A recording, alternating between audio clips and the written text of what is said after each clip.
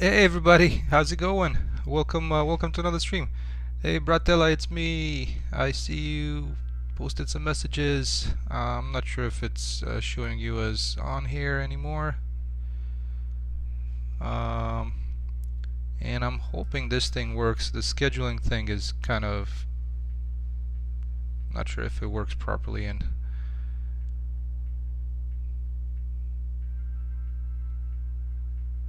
YouTube. I guess it does. Alright, there we go. I think it's live.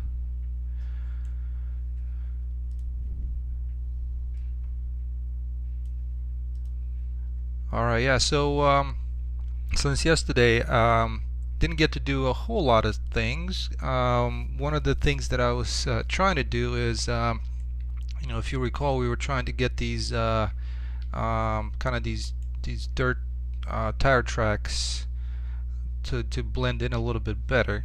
So what I ended up doing is, some time ago I made this tutorial on runtime virtual textures. So basically what those do is, if you look at here, you'll see that the seam between this mesh and the terrain is very hard to notice, and that's what the runtime virtual texture does. So hey Blue Ego, welcome. And so I have added that to this terrain, and now when it comes to, let me show you the difference with it or without it. It's not so obvious when it comes to this, because it kind of blends in pretty well with this dirt material, even without the runtime virtual textures. And so if I was to turn that off, for example here, you'll see that it still blends pretty well. There's like kind of a little bit of a, from the pixel depth offset, there's like a little bit of a line here, but if I was to turn the pixel depth offset as well, now you see that it's kind of like a really sharp transition line between the terrain and the rock. So now with runtime virtual textures, it's a lot more smoother, the transition between the landscape and these meshes. And the biggest thing that that helped, because this one, it was already blending pretty well, but the biggest help was with the road. So, and namely, what I'm using, I was trying to use the landscape spline, but that one I'm always having sometimes a hard time with it.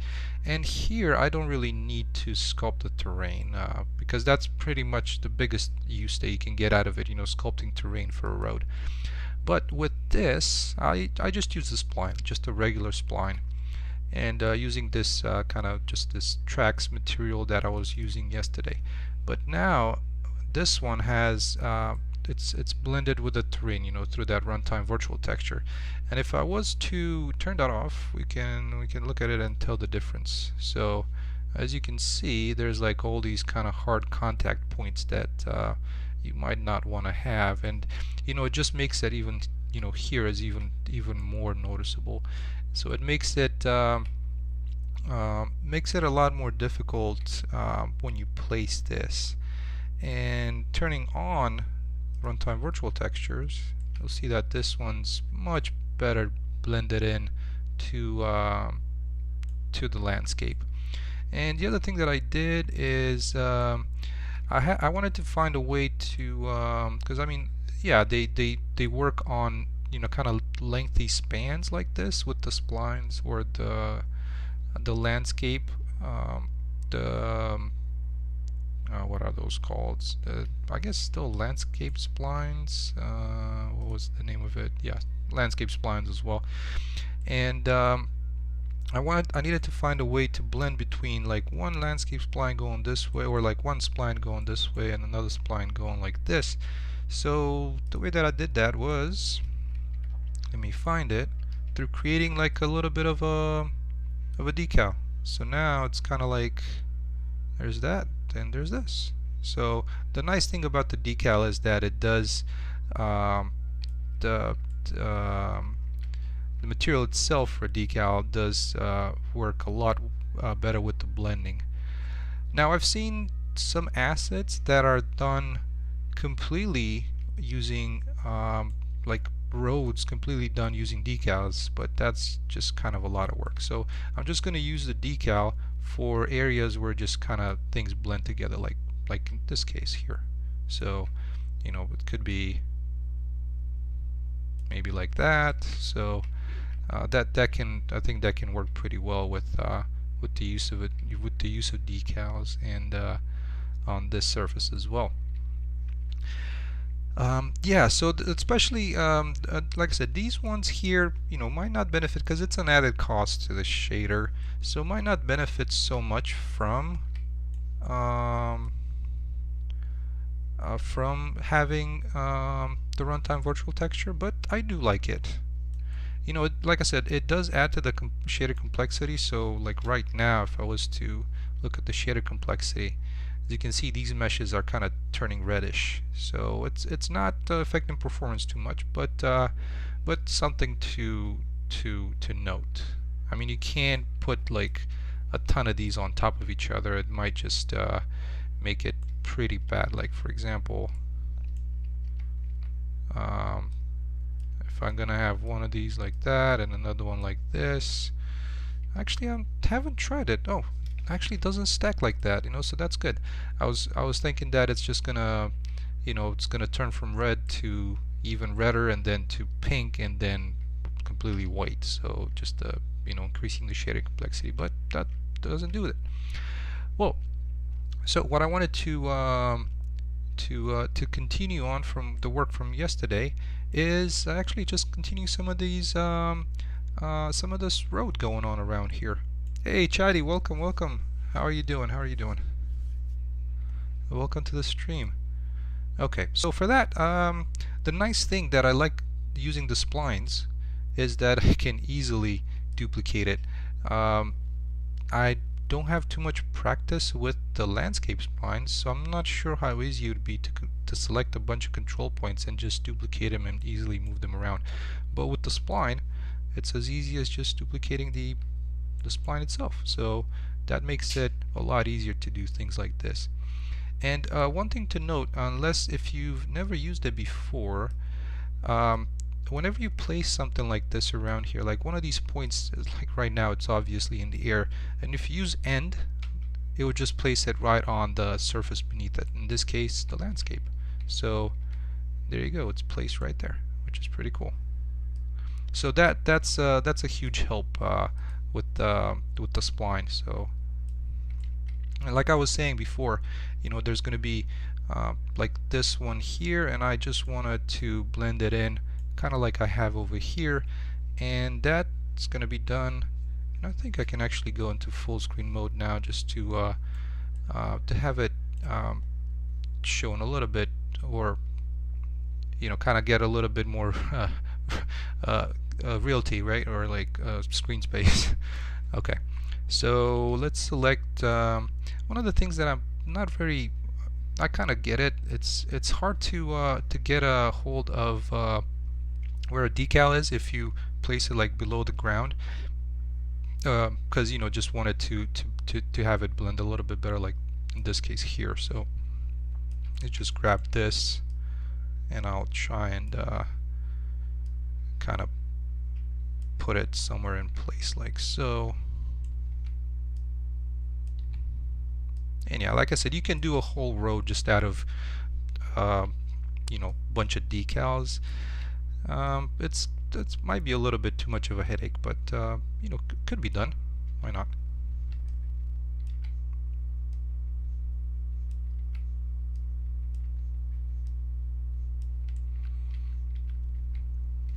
Alright, so let's continue on with this spline. And yeah, I think it does look having those splines definitely adds to how this looks, and kind of helps a lot with the landscape material. Alright, just one second.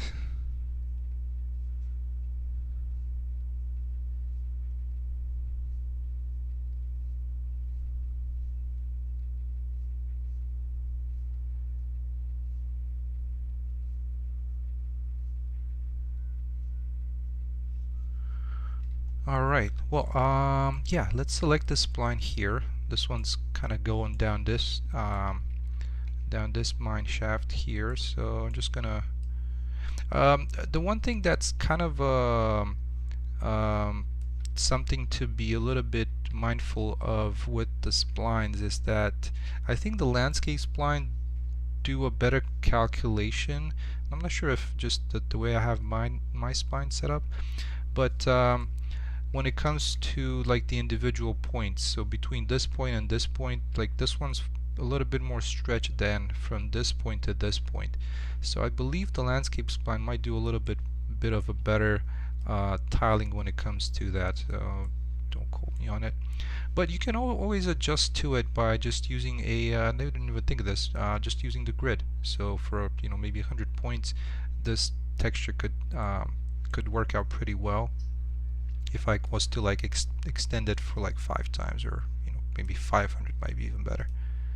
So, and like I said, if you just grab one of these control points, and right now it's actually placed pretty well, and this is, it's good when you stretch it out that way, but when you try to position it against the surface, might be better to turn that off. So let's see if I go like that, and right now it's right above the surface. And yeah, with the help of the runtime virtual texture, you get this really nice blending around here, right? And I guess for this one,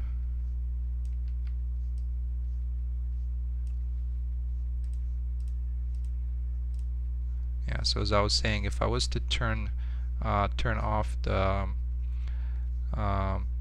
runtime virtual texture, yeah, you see you get this kind of like really harsh line around here where it would blend with the terrain, and when you turn it on, it's kind of, that blend in just happens pretty naturally.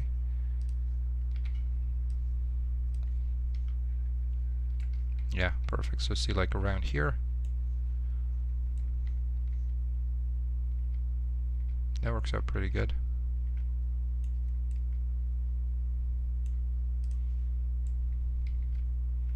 Alright, so this particular mine shaft is going to be collapsed, so you're not going to be able to access it too far, but I'll try and get this down towards about here, so there's kind of a little bit of, doesn't look like that's I think one of the things to be mindful of, at least from my experience with level design, is don't just end in a wall.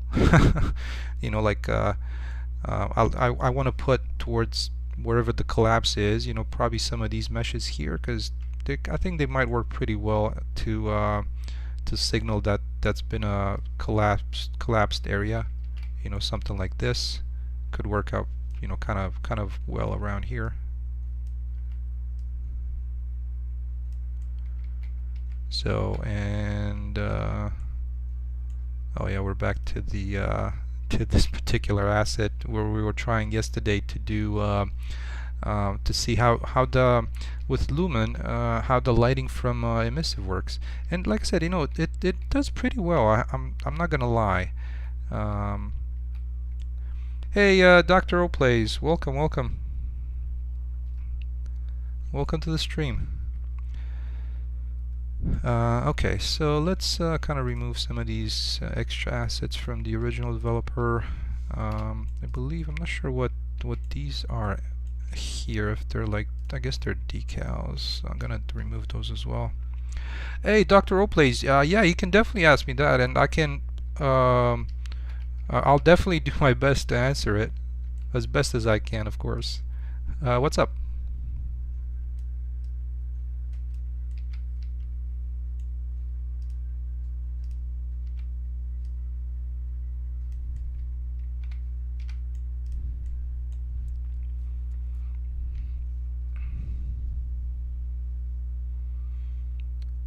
Oh, well, that's a great question, and thank you for asking that. The only thing is, I do not know much about the server part of Unreal. I'm sorry about that, but yeah. And unfortunately, I don't have a lot of friends that do much with, because I would have tried to ask them, but I don't know. I don't have any friends that do work with you know, like multiplayer games and such.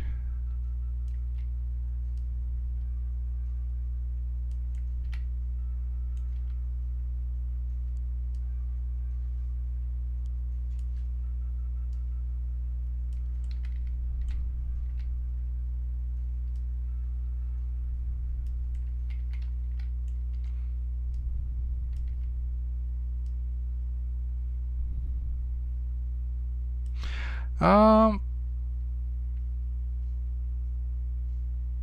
yeah, that could be something like that. I know that. I know there's like a. I believe there's like a plugin that I saw some time ago on the marketplace related to. Uh, there might be like a plugin that allows you to load a file in that matter.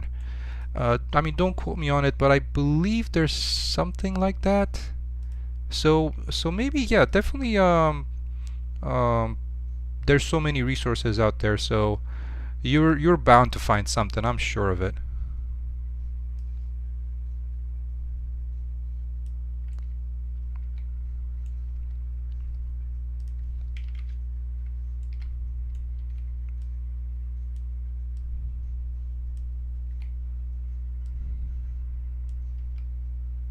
Yeah, take care. Take care. Thank you so much for stopping by.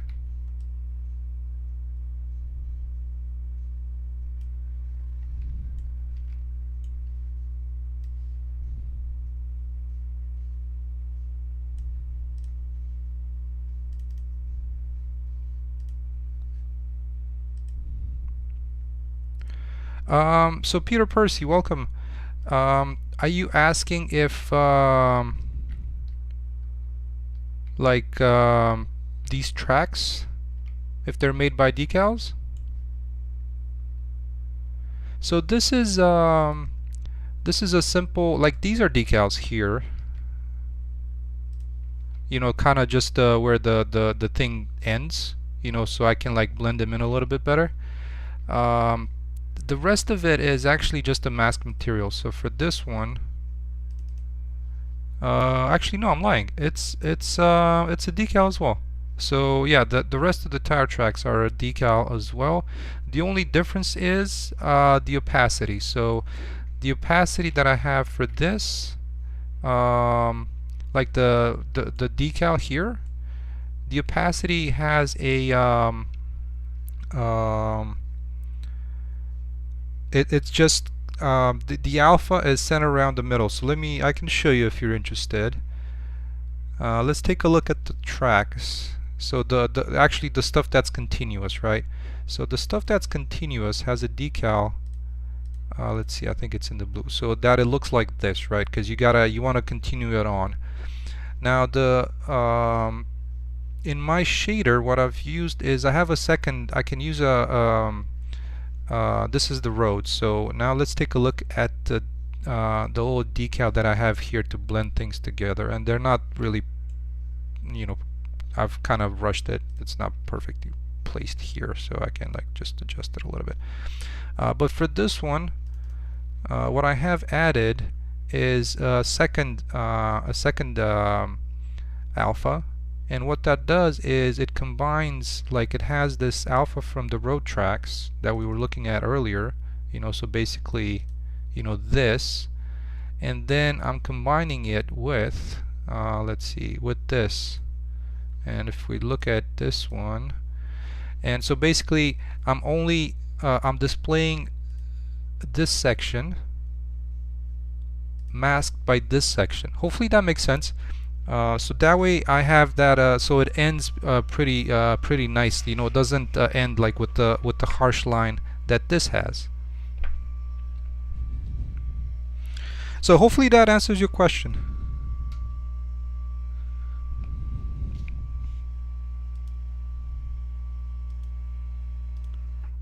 All right. so let's get back to this here and kind of finish off. Yeah, this actually looks like a cave-in. Not too shabby. I think I'm good with that. Yeah, you're welcome. My pleasure.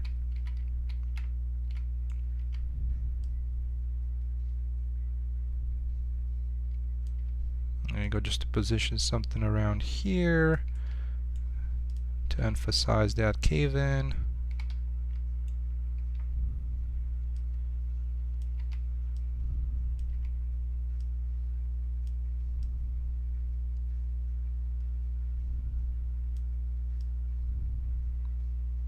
Kind of like that.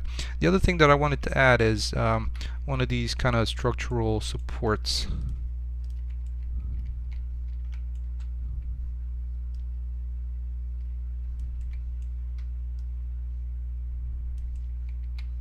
To have them placed somewhere around here.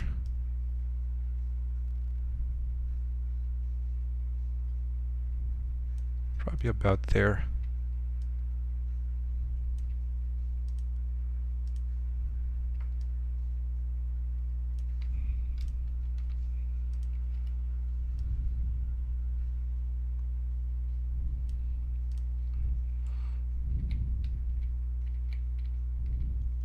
And at this point it's going to be like a blocking volume that won't allow the player to move forward. What I might do, and I'm kind of debating on this, is if I want to let you see beyond it. So maybe that could be a good idea, you know, just to kind of think that there's something there, you know. So Chatty, hey man, would love to know your approach on making exterior bendings for UE5 Lumen. So that's a good point. You know, the way I have the exterior building set up at the moment. So far what I've tested, and I can show you. I do use some. Oh no, that's fine. I'm new to Unreal Engine 5 as well, so I'm still experimenting with Lumen, and I mean Lumen is really cool, so I have to give it that. There's definitely some drawbacks, and I think one of them is if you look at the interior lighting for buildings. So if you stick around, what I'll do is I'll finish this area here, this kind of dead end. And maybe we'll take a quick peek at what I was trying to do with one of the packages that I have from the marketplace. It's like one of those like kind of residential house package, something like that. So I'll show you some of the things that I ran into. Well, not necessarily as an issue, but also probably part of a lack of knowledge. But and maybe some of it might help you as well. Yeah, so let's see. I wanted to see what I can do towards this edge here to kind of put some some rocks or something like that on top of it. Trying to figure out what might work a little bit better.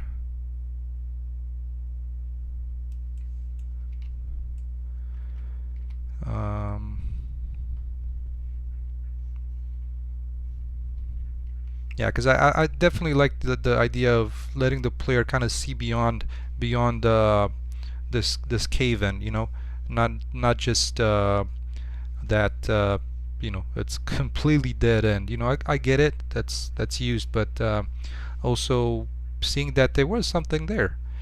Not that you're going to be able to go to it, but alright, so I wanted to find like some kind of rocks. I know I have some that I kept on using throughout, so let's see. Trying to figure out what their name is. Oh, I think it's these ones. You know, so something like this. Let's see if I make them a little bit bigger.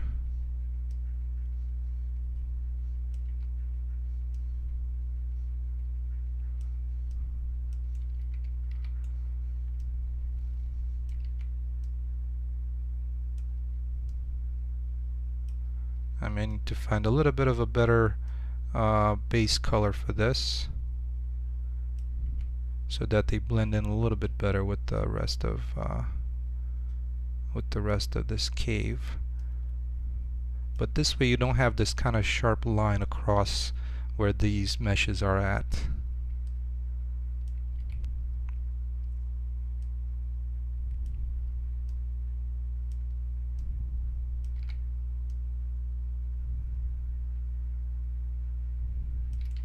So something like that. I think that's gonna work.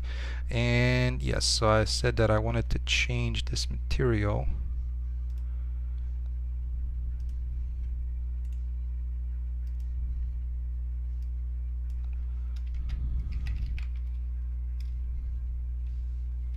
Oh, and I actually have a material for it already.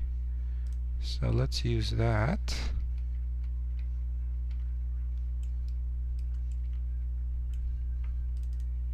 Okay, that actually blends in pretty well.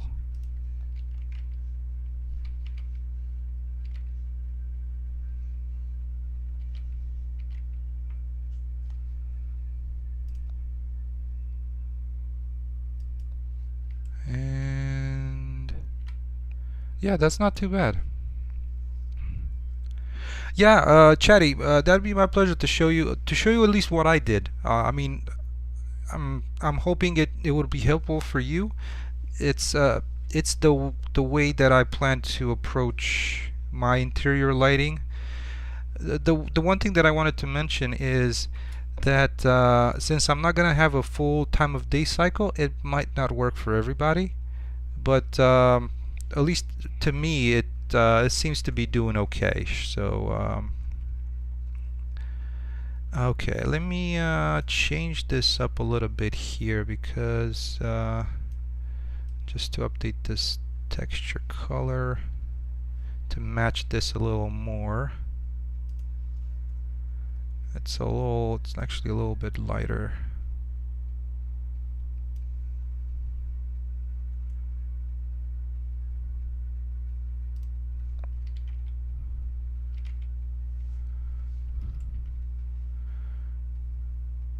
Yeah, these actually work out pretty good. Let me see, what did I use for this cave walls for the base, and I might just use that as well for this one here.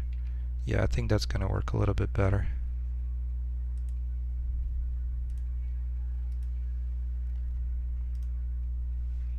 Yeah, there we go. All right, let me adjust the desaturation for this here. Okay, yeah, those blend in pretty nicely there. Okay, so yeah, it gives you the fact that there's something back there, but at the same time, doesn't does limit the player from going that way, because I don't want the player to go that way. All right, let's finish off the little road section here, and then we'll add some of these meshes along the wall, and we'll jump into that separate level, and I'll show Chatty, hopefully I'm saying that right, what I did for my interior lighting. Alright, so let's jump into this. I'm gonna do the road first. Yeah, there we go. 500 is actually pretty good. Remember I mentioned that with the regular spline there might be some stretches if you're not paying attention how these are placed. I think that works out pretty good. Oh, perfect. Okay, so now that I have this, let's position these nodes, these kind of points, to just sit across the surface.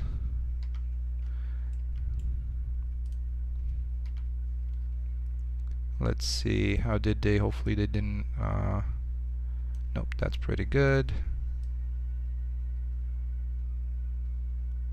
And that's pretty good there. Alright, let's add some variety to this ground, because right now it's just this kind of soil, dark soil, so I'm just going to paint a little bit of some of this wet dirt type surface. And of course, as you remember from yesterday, my naming is appalling. for these. That's the dirt. Let me see which one. They all have the same tint, so it's so hard sometimes to tell which one is what.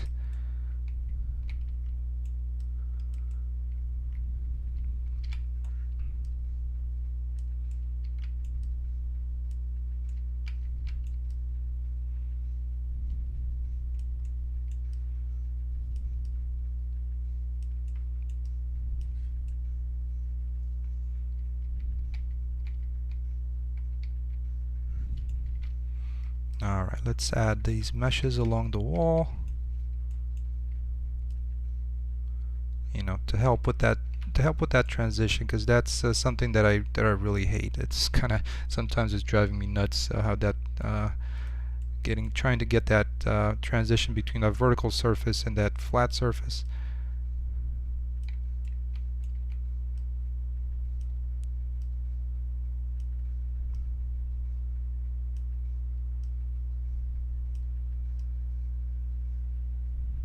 Yeah, and as you can tell, the runtime virtual texture helps a lot. Even if you don't position these meshes perfectly, you know, it does help with the blending a lot.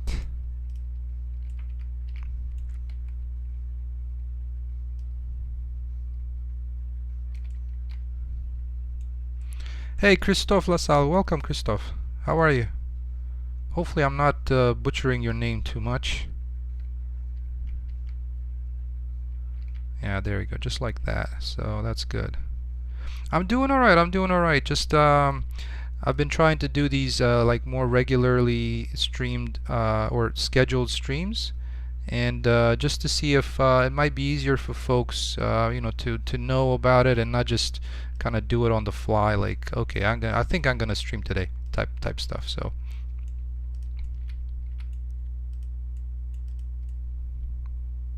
Oh no, that's okay. That's okay.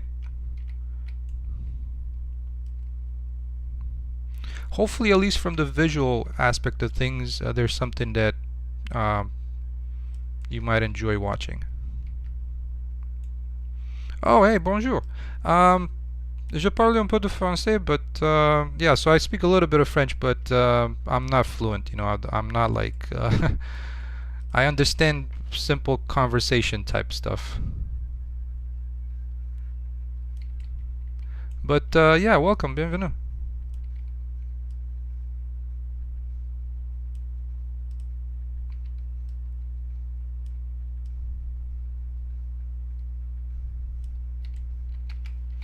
Ah, vous en prie. Alright, let's add a couple of these, like right around, and yeah, as I was mentioning, the runtime virtual texture, you know, look how nicely this stuff blends together. I'm really happy with that.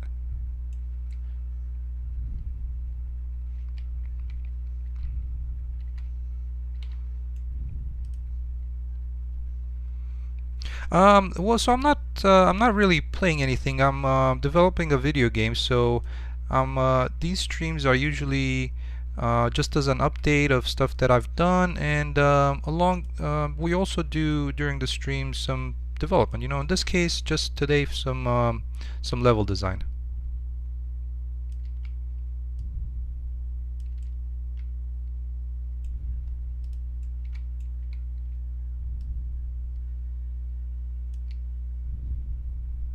Yes, yes.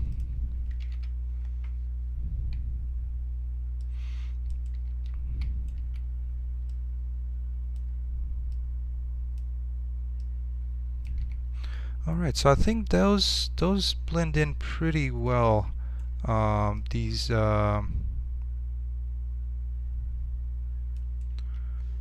textures, yeah, I think they work together pretty good.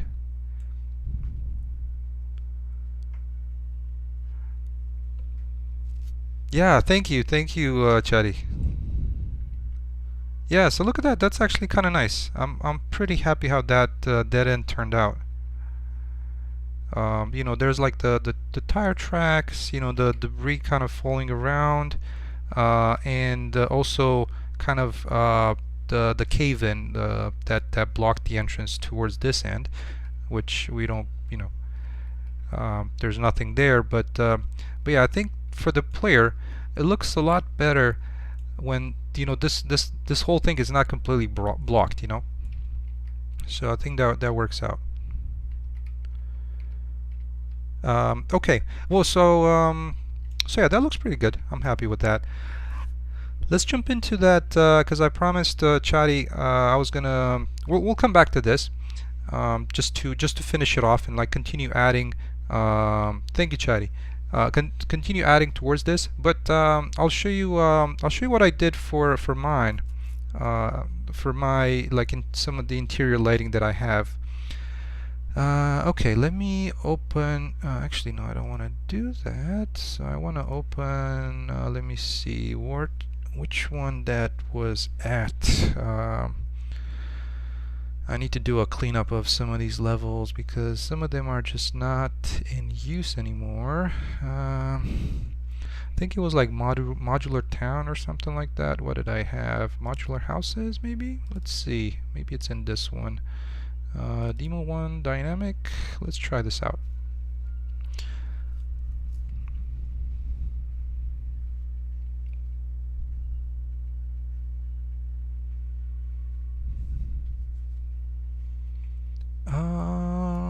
Yeah, I think this is the one. I think. Yeah, this is it. Let me find that house that I did some setup for the lights, and so I'm using this one because there's going to be a small settlement in the game, you know, tied into the story. So this was one of the packages off of the marketplace that has, you know, not the most fancy houses out there, because this is going to be kind of like a workers type of community, so it's not like a lot of rich folks living in this world. And besides kind of the mayor, which is responsible for some businesses. And but let's see, where is that? Come on, mesh distance fields. See, I'm hoping this is a sky sphere. Am I in the right? I can't remember if this is the right. I don't think this is actually the right level.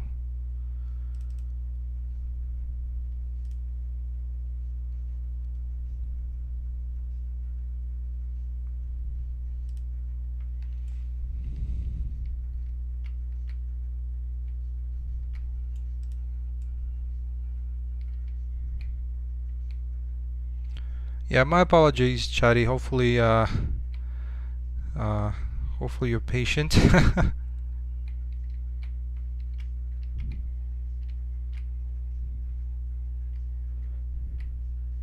It's one of those things where you start to get lost in the world. If I'm not gonna find it, we can just take a look at you know, kind of the main level. It's going to be a smaller like a small shack that we can look at the interior lighting. But let's see, maybe we can find it. I can't recall where what I was testing this at, so my apologies for that.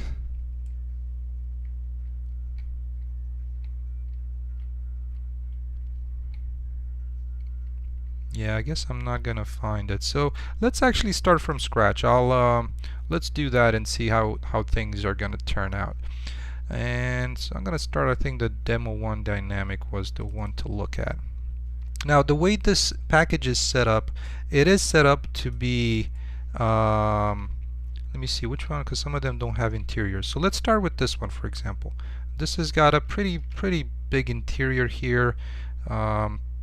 It's the way this one's built. It's got a mesh here that has the exterior and the interior wall in it. So yeah, it's a modular package. So as you can see, there's like just multiple pieces of this. Okay, once it continues with this mesh cards. Yeah, so I'll show you what I do for this when it comes to interiors. And it, you know, like I said, it might not be the best solution out there, but it's the one that I was able to come up with. First, what I wanted to do is let's actually make everything be Lumen-like, you know, so we get that that nice interior lighting. Let's take a look at the skylight first and make everything dynamic. So that one's movable. Let's do a real-time capture. Let's bump down the intensity to 1. So that should be fine in here. It's already looking better. Let's look at the sun as well. I'm not sure if they name it sun or directional light. So the light source, there it is. And that's also movable, and it's just the default setup of how this is set up. Let's see if they also have a post-process. Oh, and one thing I forgot, it needs a sky atmosphere component if you use real-time capture, so let's add that in real quick. And that is sky atmosphere. I'm just gonna place it here somewhere like so. There you go. So, and it also adds quite a bit to the lighting. Okay, let's see for I believe there might be some post-process volume in this world. There's like a post-process volume interior somewhere already, but that's not the one that I was looking at. Where's the house? It's this one here. So for my interior houses, I do use a post-process volume that's just for that particular house. So in this case, this one here that I've selected. And now let's take a look and search for global illumination Lumen. So that already helps some more, and also reflections to be Lumen. Let's see what else. That's just kind of the basic setup. I don't usually adjust too much of those. One thing that I've noticed and that I did change is there's this one CVAR here that is our Lumen diffuse indirect SSAO. So I think it's like screen space ambient occlusion. Set it to 1, and because what that does, I kind of hate the way that's set up. In your post-process interior volumes. And it's just, this is so completely bad. The way this thing is set up. I'm not sure if it's like I need to set it up a little bit differently or what, but that's just a little bit of a rant. Okay, so with your post-process interior for this, I believe, which one was it? I need to name it a little bit different. So I'm gonna call this just so that I can find it a little easier. House 1. There we go. Alright, so let's look at just gonna set these back to default. The color grading should be fine. Yeah, I think that's good. Okay, so we were discussing this particular CVAR, which is this R Lumen diffuse indirect .ssao, setting it to 1, and this one's kind of like a global anyway, so it's setting it across everywhere. But if you take into account your interior post-process volume, yeah, no, I don't want to type anything. Why do you keep that? So if you take this into account, let's take a look at ambient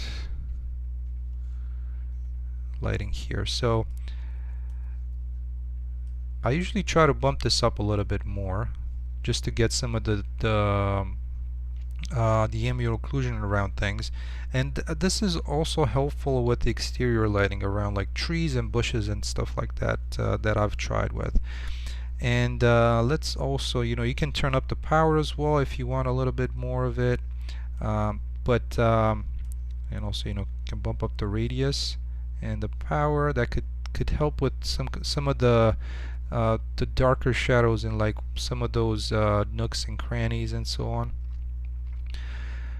Alright, let's make sure that this post-process volume, I believe it's already the highest priority. So if you have a post-process volume for your exterior, you might want, for interior, there's going to be one that's definitely going to have a higher post-process or a higher priority. So I'm not sure what the other ones are at. So I just wanted to make sure that this is set to 100. Let's see, is there also a fog element in the level? That should help as well. And I usually try to set this to have volumetric fog on. This is just a personal preference. Um, so now, the one thing that I'm not really understanding why, even with Lumen, let's take a look at the directional light for the light source, and that's kind of temperature, using temperature, which should be fine. And I'm just gonna bump up the indirect lighting. And now let's take a look at that house, interior house. And in here, I'm going to try to bump this down to, I mean, it already looks pretty nice with this exposure compensation, setting it to a larger value. The only problem with it is there's kind of getting a little noisy if it's too big. Like if you look around like that, that's one of the things that I was running into, and I didn't really like. So let's change these as well to default.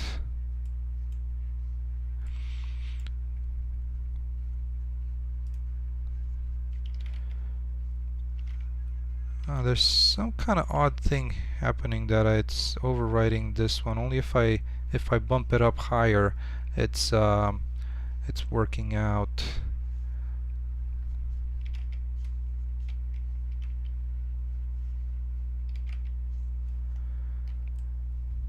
But yeah, I just wanted to get rid of some of that noising, and that's also part of the ambient occlusion. I believe it's the quality of it. It's pretty low.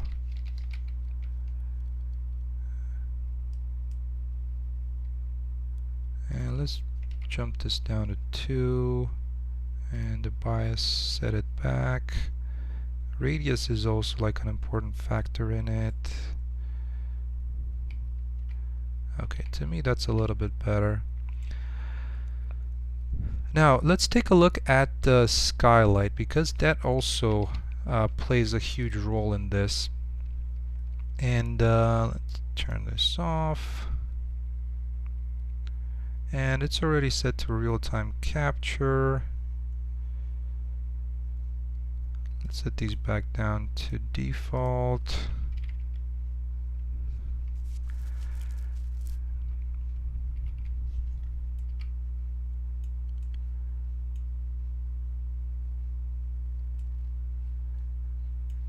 It's interesting why that is so blown out now.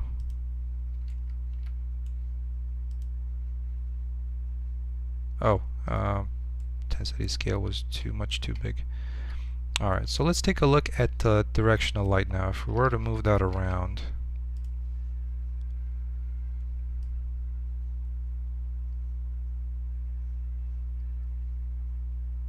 so on this side,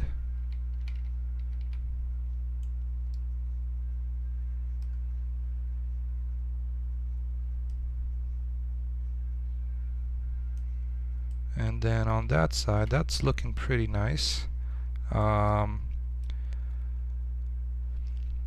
the one thing to mention when it comes to Lumen, the material itself actually contributes to the amount of light that gets bounced around. So if you take a look at the yeah, exactly, the few things that break in Unreal are a pain sometimes to figure out. That's totally true.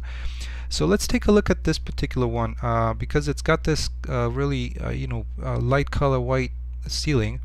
So if I was to take a look at this stucco white color here, let's bring this, if we were to bring this down, you see this is exactly what happens. There's like a lot less light that gets bounced around.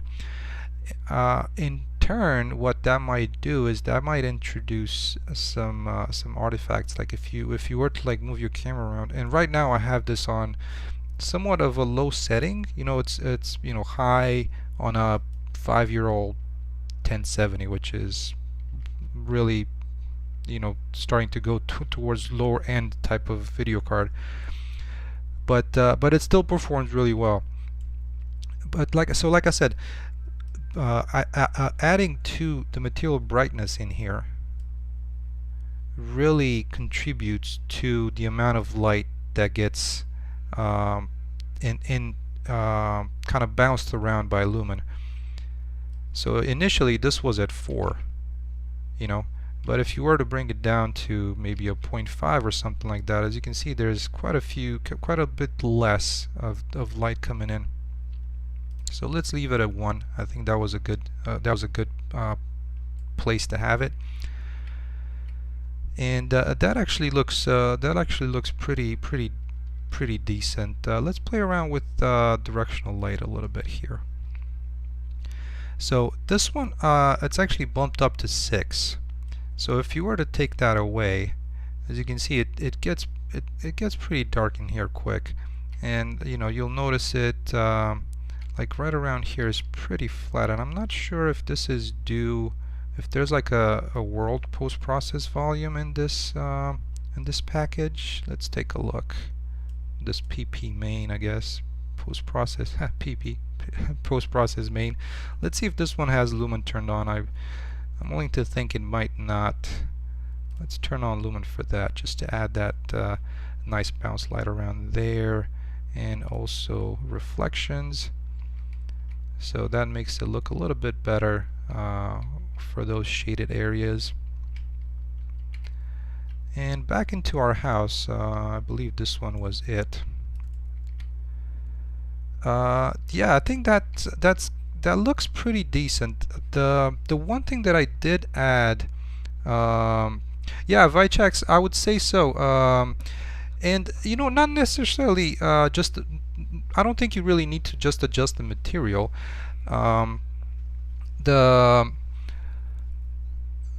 Just adjusting probably the light intensity should do it as well. And I wanted to show one of the things that I've done for my uses, because while you know, Lumen is great and all, let's take a look if I was to turn Lumen off. So let me see. Yeah, it would look like this, and then you know, once you turn it on like that, which is pretty nice. Now the one thing that I wanted to add to this, and without or at least the one thing that I'm experimenting with, is I'm trying sometimes to add like a rectangular light around the window opening. And I was doing this before Lumen as well, just to see how things look. And let's see, did I? No, it should be like this at this angle.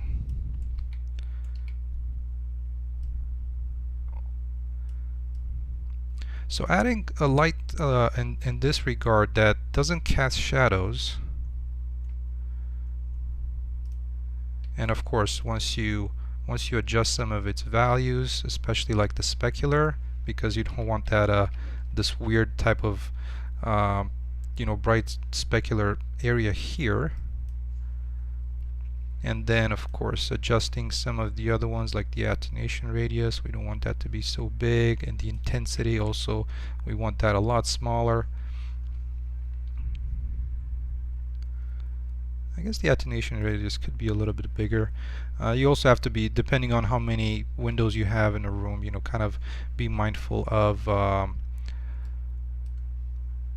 the light complexity. You know, and kind of just having something like that around it, because Lumen is great, you know, but it sometimes, and you know, it could also be my lack of experience. Sometimes the bounce lighting is not all the way there. So right now the light complexity is still not too terrible. But yeah, having these, and let's see if we turn these off, you know, and having them on, I think it adds a little bit, because you know, all this indirect lighting coming through the window and showing up around like the ceiling and the floor a little bit. So that's why it doesn't have to be, you know, pushed too far back. I think it works out pretty good. and kind of just having a small radius to these. Hey Miles, welcome, welcome. So Chadi, that's pretty much how I handle the interior lighting. And now, say for example, if there's like a few packages out there that have a full time of day sequence, so you can tie these particular lights. If you add a tag to them, you can tag them into those blueprints and just control the intensity based on the time of day. Yeah, so the light can cost a little much, because like right now, if you look at it, it looks like this, but it's also a very small radius. So performance-wise, in my project, I don't see any impact. Of course, you're not going to put one light for each one of these sections. You can potentially do one better and just do one of these for the entire wall. So, oh, and great point. It's me. Spotlights are definitely probably better to use as well than a rectangular light. I just went with the rectangular light because it does have that shape for the window, but yeah, it's your choice as well. So Gurkha and Altash, I haven't looked into auto exposure too much. I don't use it myself. I wish I would get a better understanding of it, because by no means I'm not a lighting artist, so I don't. Oh, and it's me, HDRI emissiveness. That's actually a great point, because you did give me some great pointers, and I really appreciate that. That's kind of one of the purposes of the stream. There's people that know more than you do, and but that's something that I will look into. Thank you so much for mentioning that.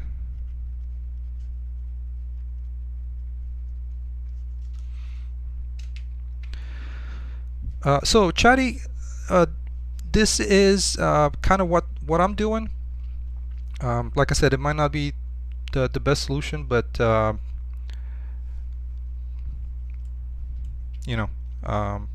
it works for me. And even like I said, even without it, I think it still looks great. Like the having Lumen, I think it still looks pretty good.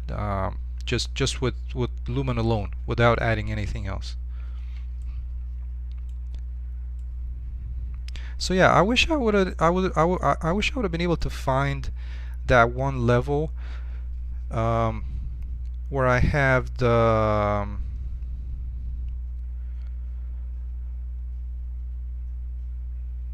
setup that I had. So unfortunately, I wasn't able to.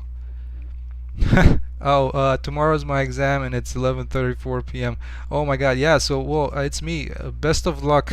Best of luck. You need to get some rest for it.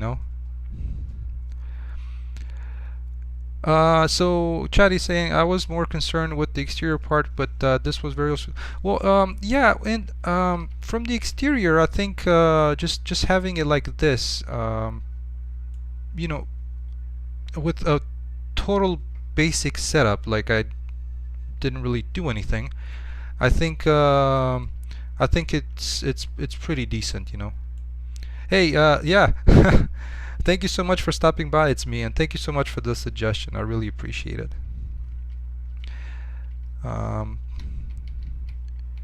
Yeah. So, and like I said, it's right now, if you were to think of the performance aspect of it, or at least from a frame rate performance, it's I think it's actually running pretty decent. Let me close some of these additional windows that do eat it up,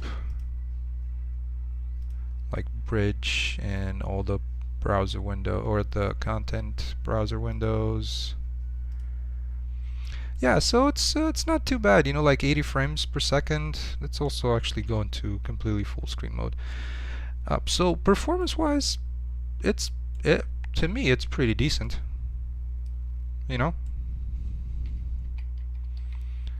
And you know, even without adding that extra post process or like you know, the specific lights, it's still you know, it helps, you know, definitely does.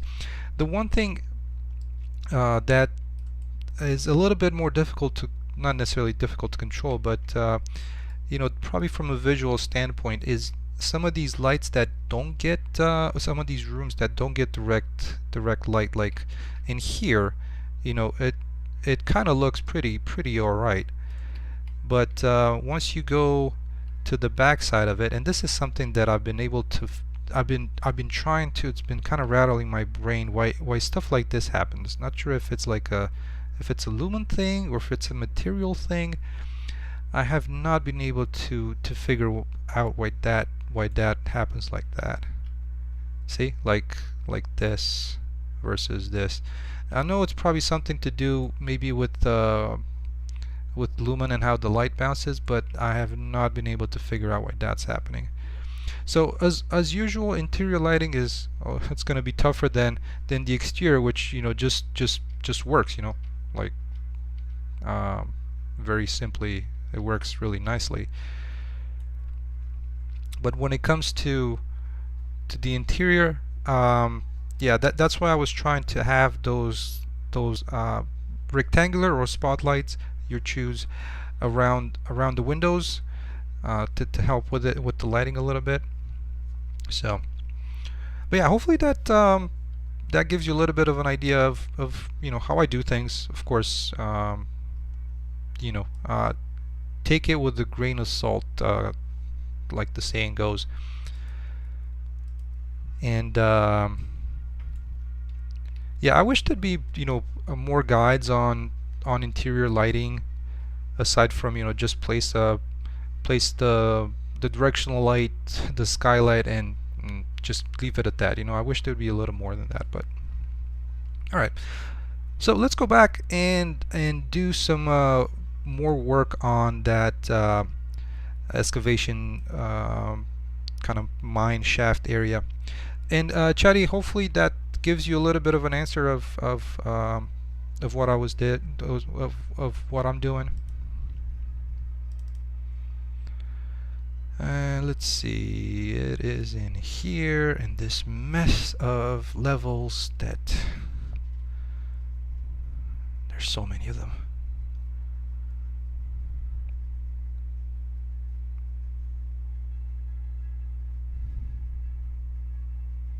Alright, so back inside. Yeah, no problem, my pleasure, my pleasure.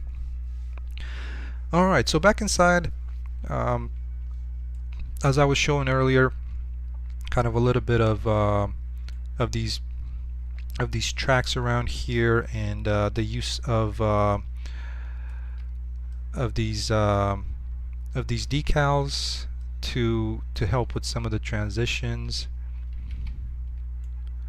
Like for example, maybe around here I could use a couple,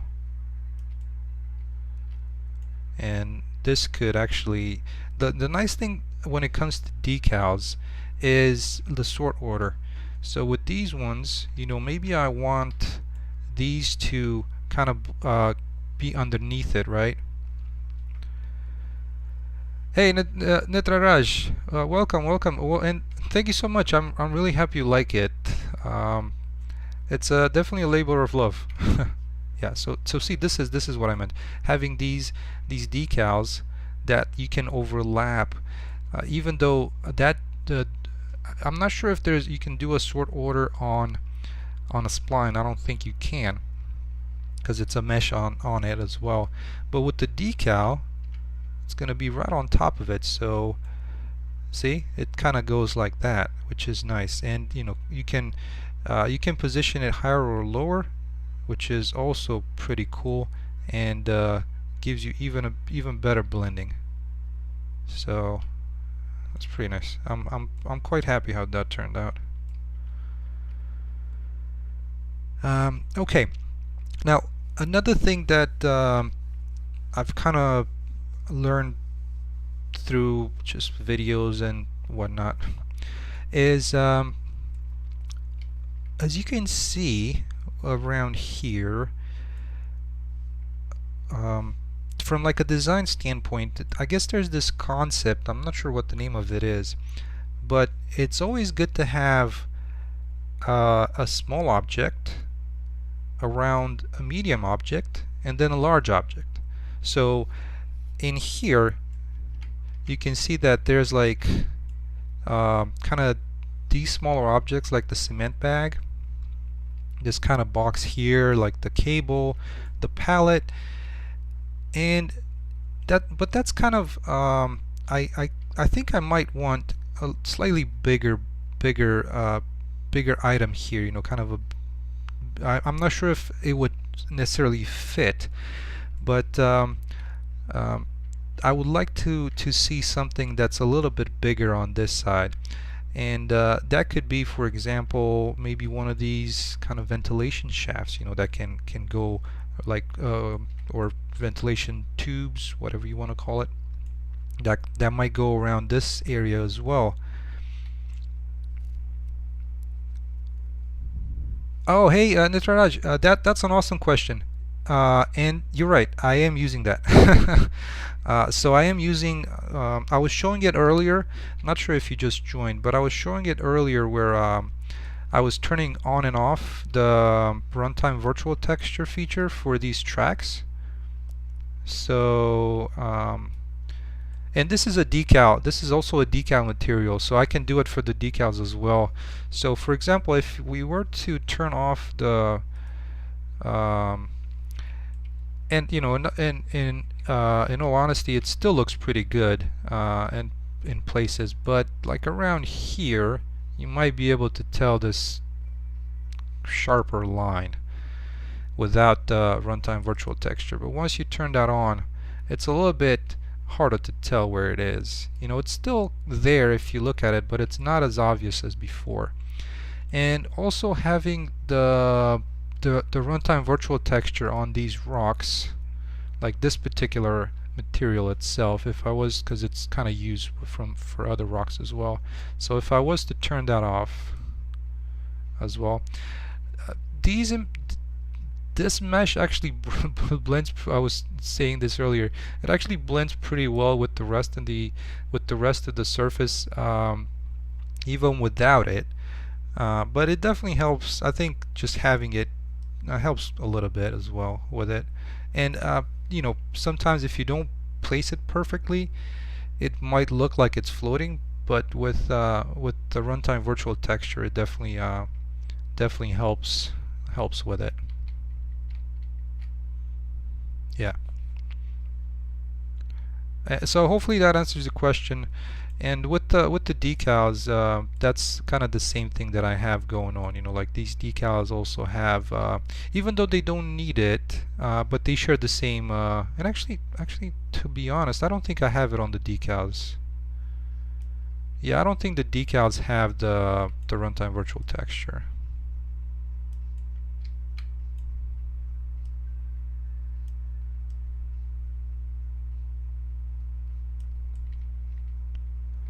But yeah, the runtime virtual texture is awesome. Chadi, thank you so much for stopping by, and hopefully I'll see you on the next week's. Oh yeah, no problem. It's my pleasure. I mean, this is I mentioned this. Usually, it's kind of a useful learning thing for me, as well as hopefully something interesting to watch for the viewers. And if that's the case, then awesome. I'm happy with that. And yeah, the rest of it is on splines, which is, you know, pretty basic stuff.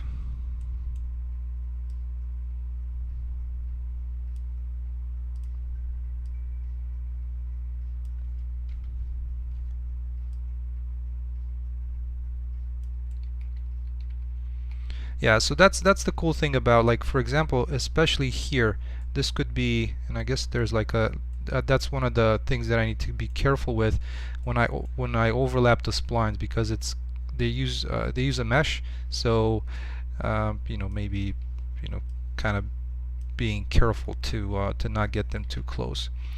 But yeah, see, like right there.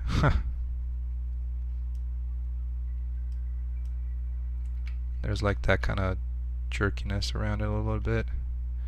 Maybe this, instead of having this spline here, maybe I could just yeah,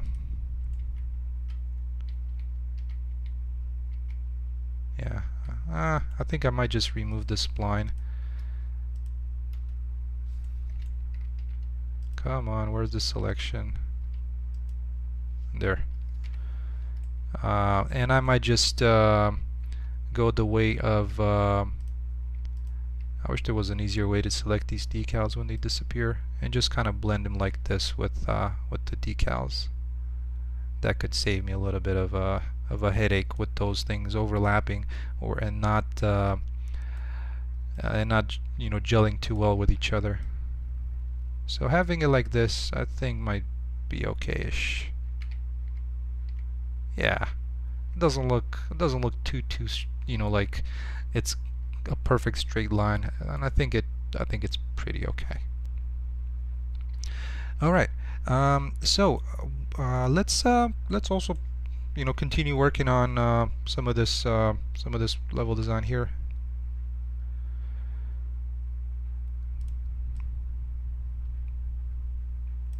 Because this is not the right layer.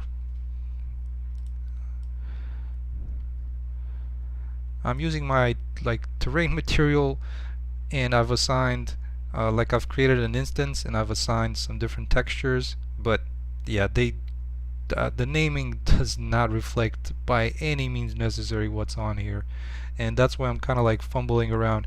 Oh, which one's named what?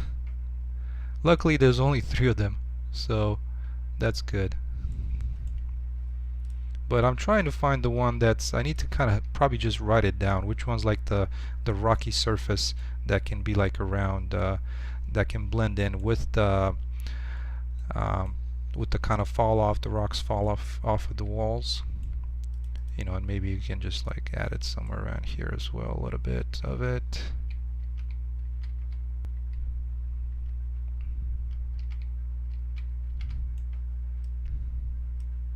And maybe around here somewhat.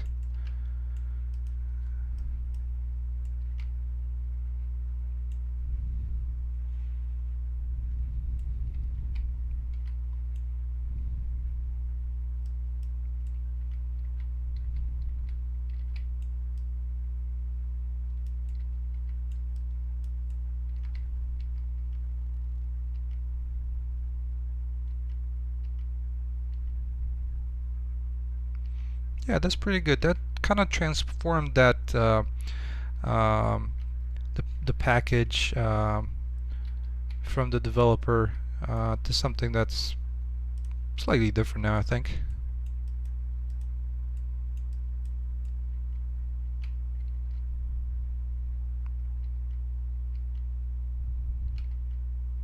Yeah, so that's a pretty decent blending there between all the road or the, not the road, but yeah, I guess the road splines, road meshes.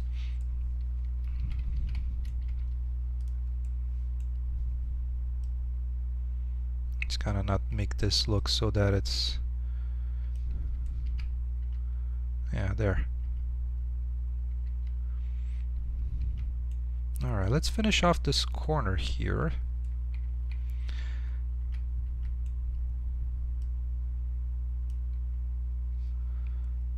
And I'm not sure if this one's also blending with the environment, which is good.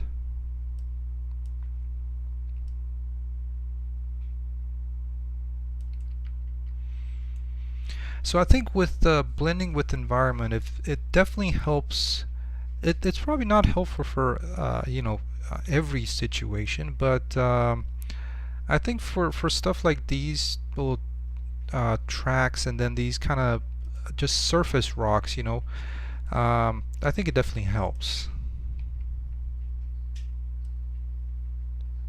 Whoops, I actually did not want it like that, but like this.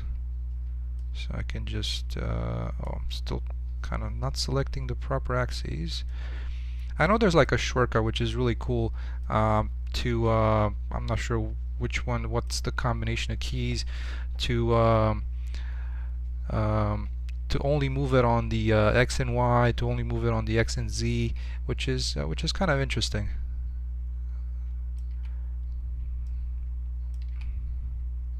Alright, so this is one of the things, of course, whenever it comes to doing this type of work, that it's kind of tough sometimes to get right or to manage. Is, you know, whenever there's like whenever you go around a corner, and these meshes are kind of what is it, concave, convex, not entirely sure what the mathematical term is, but yeah, they still leave a little bit of a gap right there, so that's something that I'm trying to be mindful of. And it's somewhat, you know, sometimes it can be a little tedious to place these. But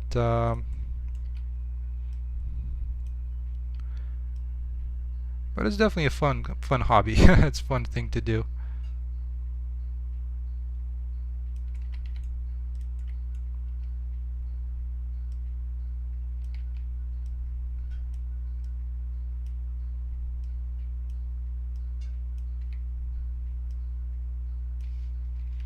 Yeah, so just adding some of these kind of the flatter rocks so that it kind of extends out a little bit and it's not just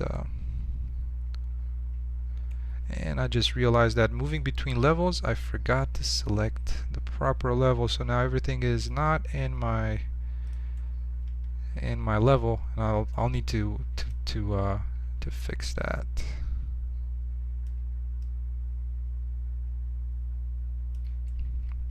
Alright, so that corner is looking pretty good. And something that I just mentioned, I was and I kind of got myself cut off somehow. My train of thought went somewhere else.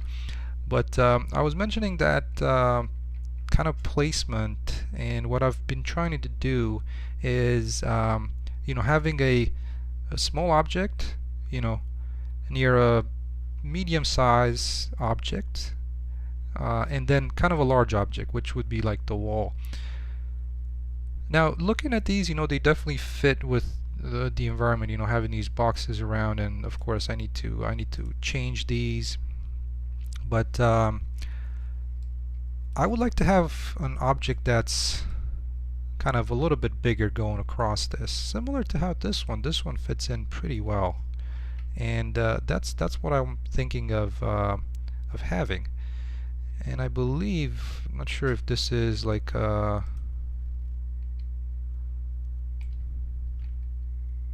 if it got, oh, I guess it might have gotten it probably was set up as a static mesh, but now it's it probably got merged by the developer into just a static mesh from a spline. So I'm going to try using a spline that I made.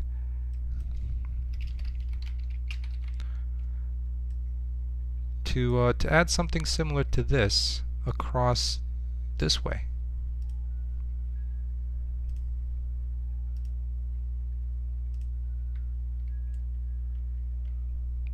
As long as that would work. Let's see, what's the proper axis for this particular asset?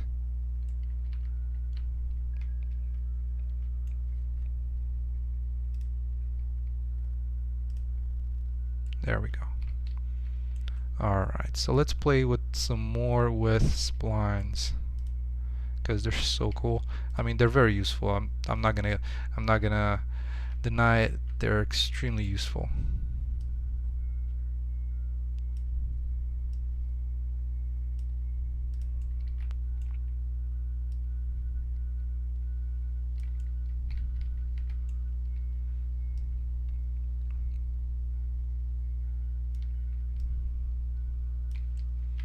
So, you know, this is what I meant about kind of the piece that's a little bit bigger. Let's just give it a little bit of a variety in its placement. Yeah, that's pretty cool. The one thing that I did want to do is some time ago I've actually made a different kind of like one of these ventilation tubes construction type of ventilation tube. So let me see how that would play in, because it also has a higher reflectivity, and I'm thinking it might work out pretty well with the lumen reflection. So let's try that out, see how that looks. If I can recall what the name of it was. Sometimes I think um, that's one of the difficulties when you work by yourself on everything. It's you go back into like this, and I'm trying to think which one was that. What was the name of that thing that that I used so long ago? What did I call it? So I'm gonna try and see if I can find it. Let's try this. Hopefully, I'm not sure if it's gonna how good it's gonna look. Let's try 20.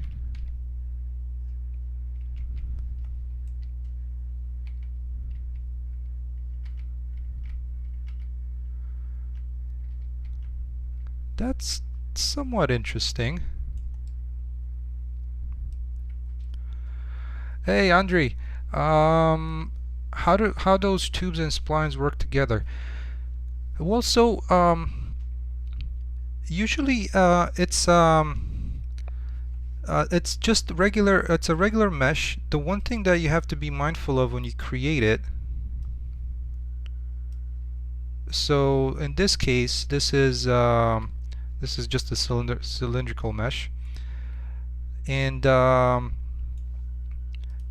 you literally just have this thing in the engine that's called a spline. Now I've kind of adjusted it. I'm not sure if there's like something it's actually just a spline that comes with the engine to show you how that looks. Does that even work? I'm not sure if that even works to set a mesh.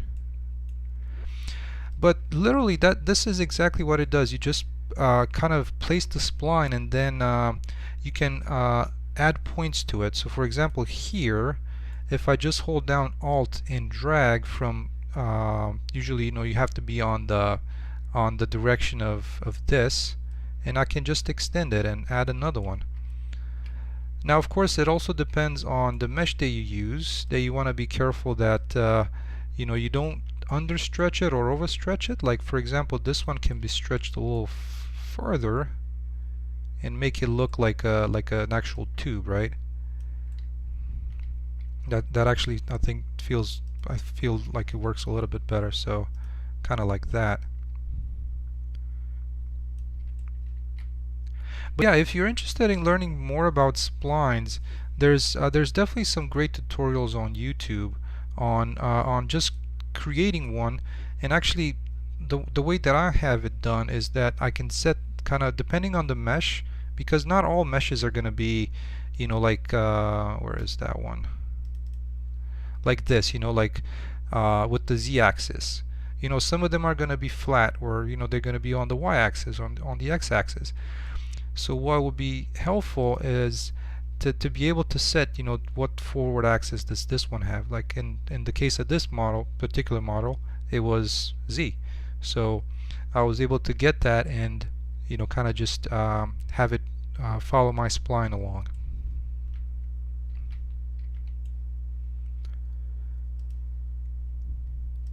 So yeah, I was just trying to see how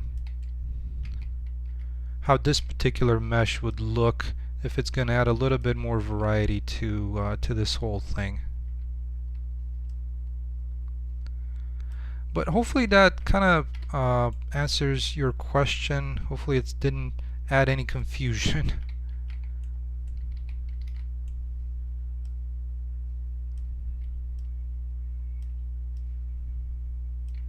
Alright, so I'm just going to add it so that it kind of goes down through that cave-in as well.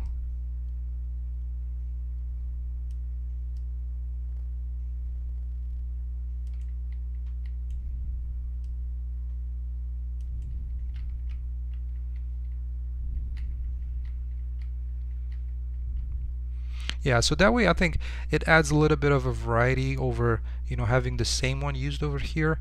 But again, this is just trying to see what works. It's not necessary. Oh, this is the way. This is exactly the one that I'm going to use.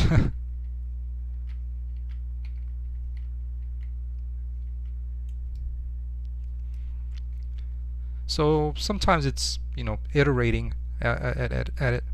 But Andrew, I hope that answers your question. Let me know if you have any other questions on this. And the one thing, not sure if you just joined, but the one thing that it also was useful for when it comes to splines is creating roads, or at least in my case, I'm creating this road here. So if you were to look at this spline, for example, and pick up one of these points, this is what I'm looking at. So you can just that could it could help with those as well. Like these cables are splines here. This one isn't. This one's just a static mesh. But this one is a spline. This thing going. They're perfect for cables, like I said. But you can also use them for roads. So this one's also a spline. This thing at the top here, this kind of this grate, is also a spline. Yeah, so they're very useful. Splines are very useful. Though I'm not sure if this is the one that I was using. Let's see. Whoa, yikes! That was not the. Let's see. This one's a different one. It's kind of bigger. Oh, I know which one it is. I think I know what the mesh was. And I think it's this one here. Though I'm not entirely sure if there's also just a section of it. That's a bummer. But this is kind of what I was hoping to use.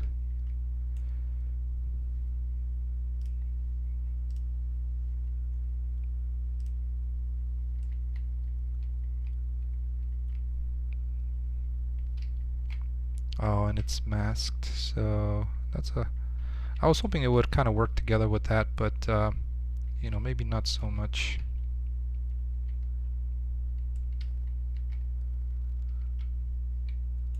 But looking at this, it doesn't have to be necessarily like the same size, because now I'm like, if they were kind of a little bit too much of a twin thing going on, like this one was the same size with this, and I'm actually thinking that if it's a little smaller, it could also work as well. And unfortunately, I think I'm not, this particular mesh is very high poly, so that's why it's just taking a while for it to update while I move the points around. So I'm gonna go back to my my previous dryer tube that I had, which is this one. Just need to adjust back to scale. I think probably to that point works pretty well. Kind of like that. Okay. Okay, so now let's also add a few more of these vehicles, because like I said, they do play into the story. And right now it's just going to be a couple of placeholders here.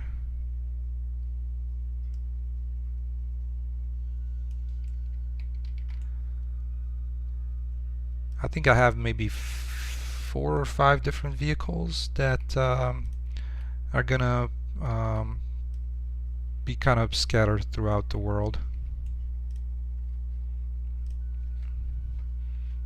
And by the way, if you're interested in some of these, the user is on Sketchfab, and it's RenaFox.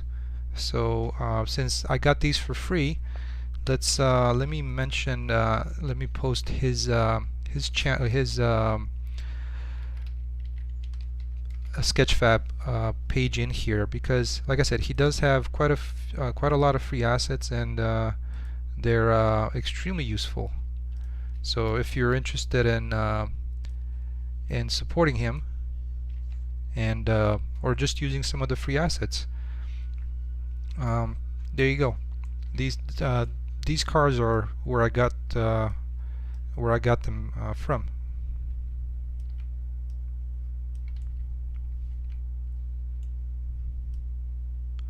So very nicely done, very nicely done models. And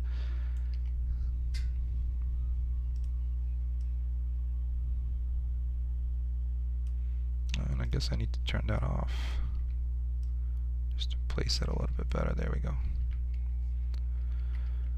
Okay, so that definitely just to add something to the level here, you know, like, so it's not you know, there's because you know it looks okay, but there's also some factors, you know, the fact that they're also tied into the story, and that they're gonna be around here. Alright, well, let's continue on with this exit. One thing that I do want to do is the original it's kind of a little too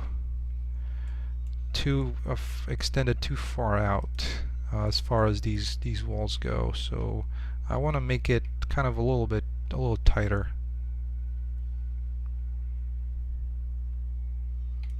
Let's see what would work best. So I can also keep these cables around here, because it does take some time to place these around, and that's why, you know, I'm very appreciative of all the assets that are on the marketplace, because, you know, they do take time. All right, well, let's move some of these to be kind of around here. I would say that's probably a good positioning.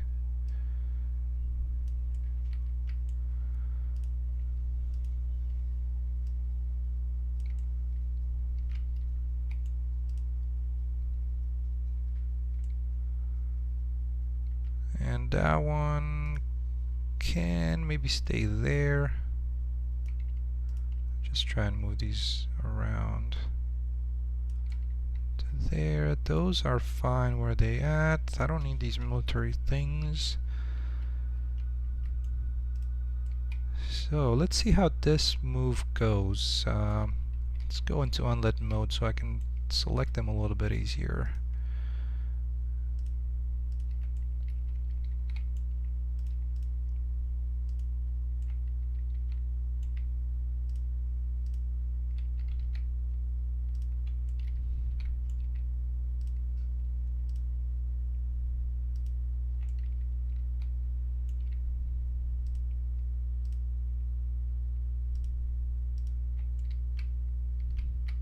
Alright, and which one did I miss? Did I get this one as well?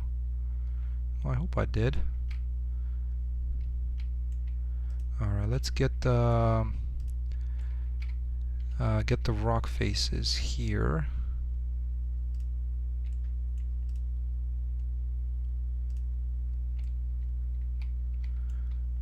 And hopefully I'm gonna be able to select all of them. They're pretty you know, kind of gelled, meshed together. Alright, so I got those. Let's grab this one. I did that one, this one, and it's almost there. And let's just last one that I want to get is this one here, because this one kind of meshes with the other ones. Alright, so let's see, kind of a little more.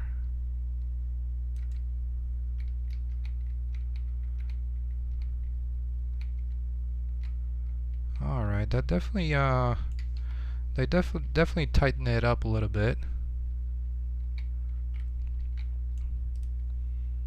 Let's just fix this one here.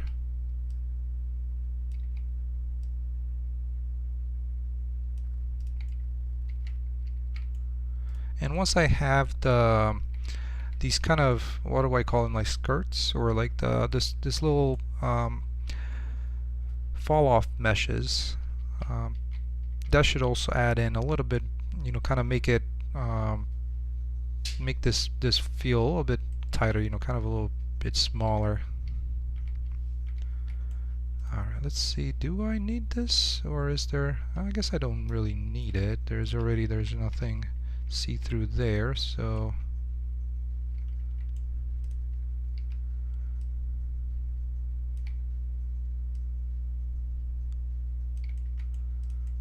just like that. This one can go like this a little bit.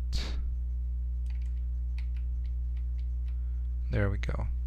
Now let's place a couple of these.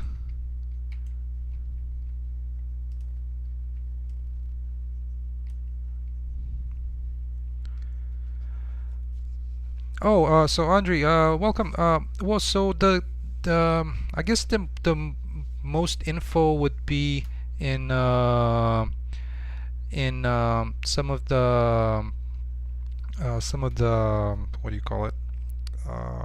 Some of the previous videos, and I'm definitely trying to find some time to update my website. I haven't been in there in a while, just because, you know, day job and all of that, you know, does take it out of you sometimes. But yeah, I'll definitely try and update that a little bit better.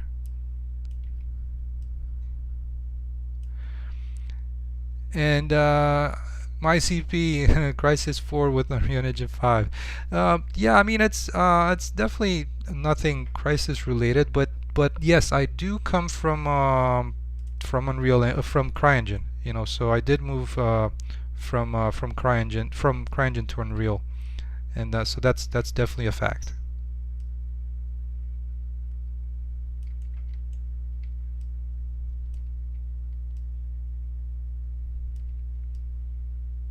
If I have you from as a subscriber from the CryEngine days, then welcome.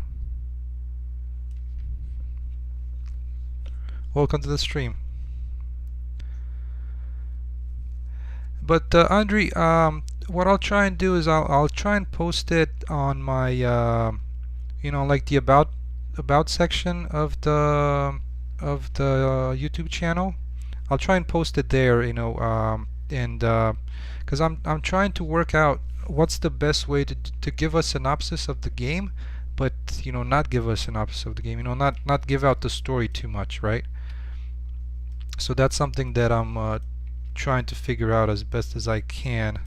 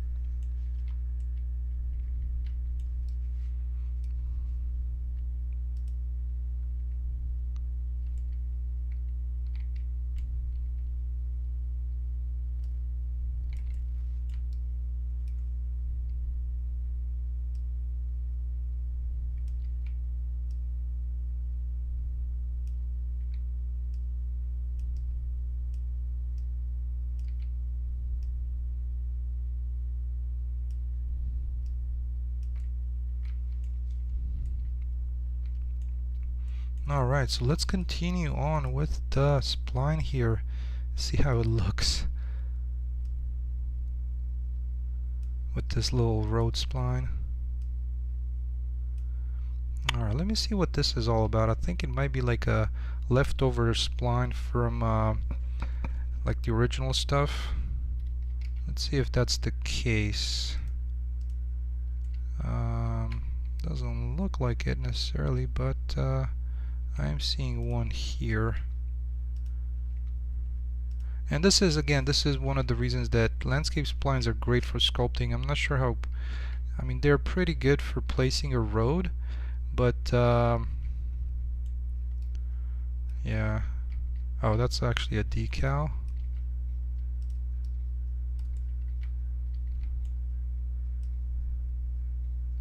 So that can work pretty good there, just to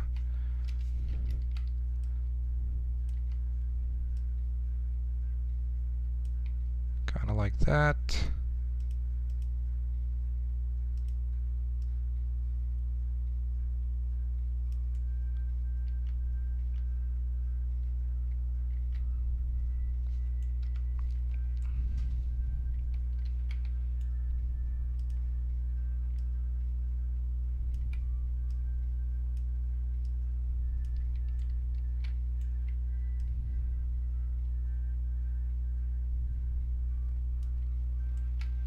Kadu Games, welcome, welcome, and thank you so much. I really appreciate your words. Thank you. Well, I mean, the original one started off from the underground bunker by Decagon on the marketplace. I just took it and redid all the texture, all the materials, except for like some of these smaller assets and the vent tube and this. So I redid like the entire terrain and the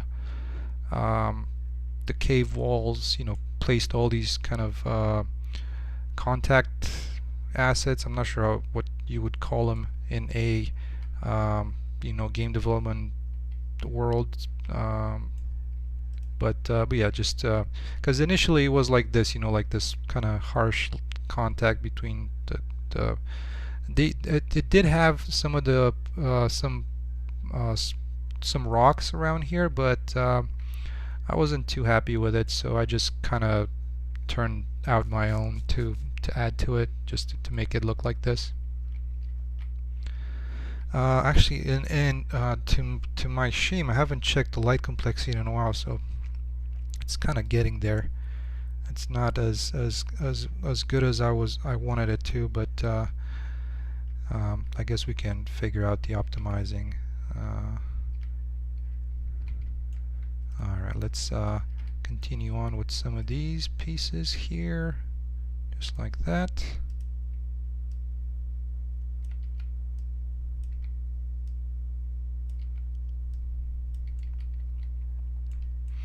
Yeah, so the RVTs, like the runtime virtual texture, definitely help with some of these, you know, kind of just, you know, blending them with the terrain like that. I think it's actually pretty cool. And of course, once you also paint it, it does add quite a bit. And again, I'm coming back to my poorly named layers here, so just having some of that there and around here as well.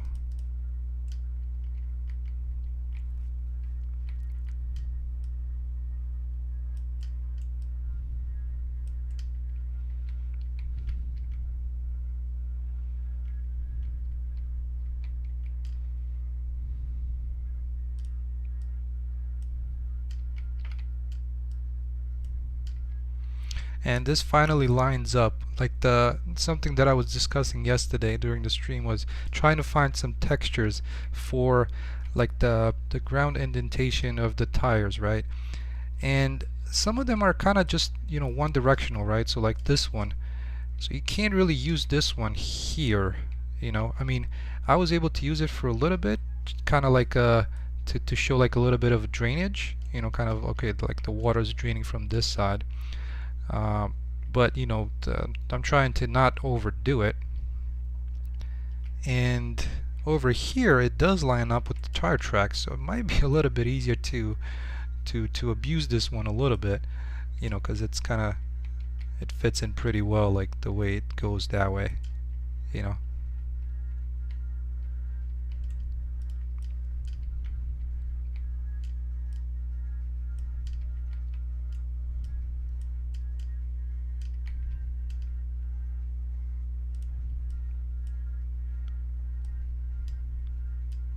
And I'm thinking that was not, no, that's the right one.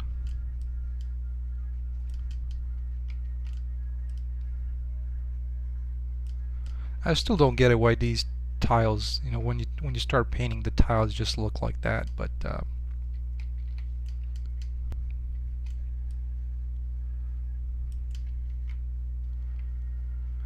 Alright, so I think what I'll do is I'll continue this. We're coming up on the kind of the 2 hour mark. I got 15 minutes left, and we'll finish off this area here, and that could be called good for now. So kind of I pitied the video card. That's a fun reference. Thank you so much for that. Well, so I do have a 1070, and you know, so far so good. It hasn't complained too much. You know, luckily it's still running. It's probably, I don't know, like 5 years old, maybe something like that. It's an old timer, but it still runs.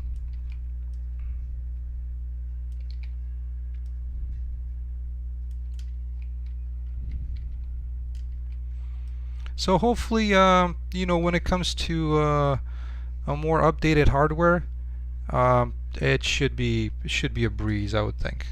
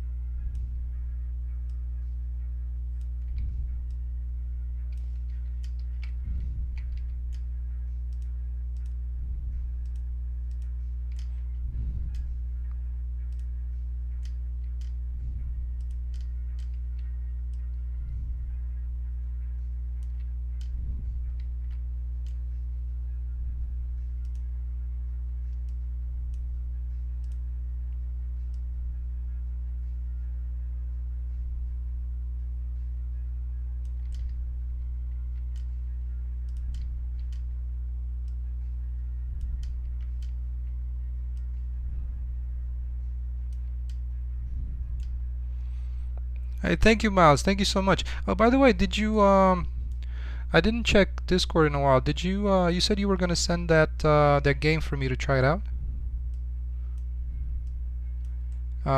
Did you send it by any chance?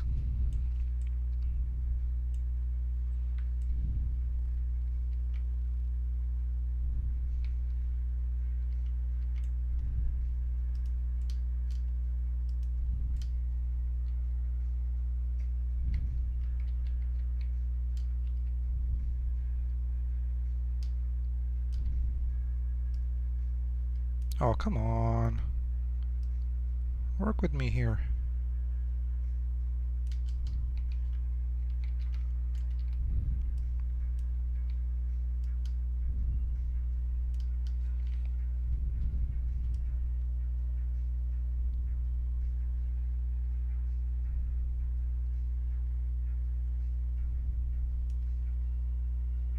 Sometimes just grabbing the right handles is kind of a little bit of a pain.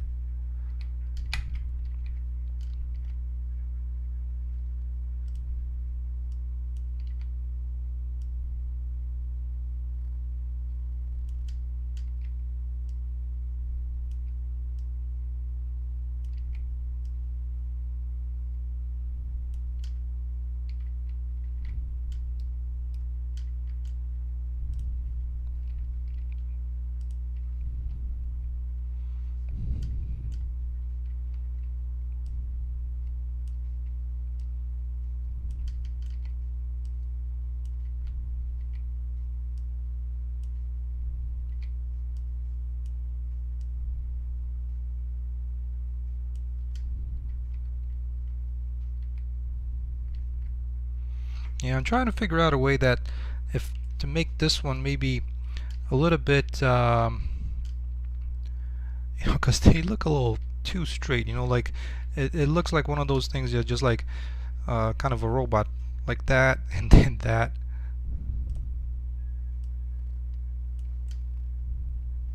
But I think that's fine. It's not too obvious. Sometimes it's so, especially with some of these decals, if they're like set too far into the ground just to help with the blending, they're hard to, they kind of give you a little bit of a hard time to select them. Okay, I think that makes it a little bit better.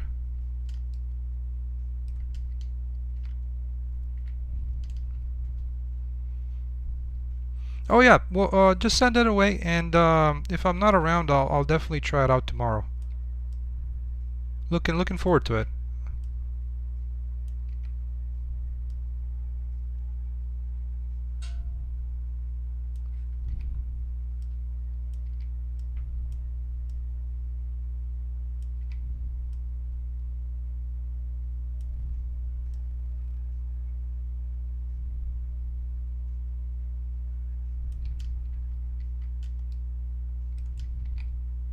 Man, those just adding the tire tracks, I think, just adds so much to the whole thing. It's kind of a simple thing if you think about it, but yeah, I think it definitely helps with it.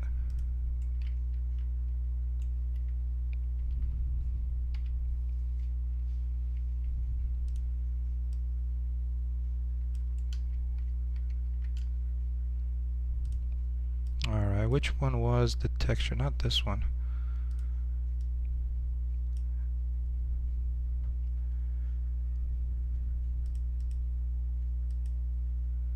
Maybe. Oh, hey, Miles, I did not know you were from Romania. I'm Romanian as well, so welcome. Bun venit. I didn't realize that. Okay, well, so that one's not the right one. Oh, man. I wish I'd had a better naming convention sometimes, but having the same, using the same material in like this kind of cave environment and then also in the world, it's kind of the same master, then you do end up being able to change the individual textures, but you're still stuck with the names. So now leaves ground is definitely not leaves ground, it's something else, and it's kind of a rocky surface at the moment. And this one is actually some terrain tracks, which actually kind of looks pretty good, but I do have a one of these landscape grass nodes with it, so that's why there's splat grass. Oh, of course I can speak Romanian. I usually, since I stream in I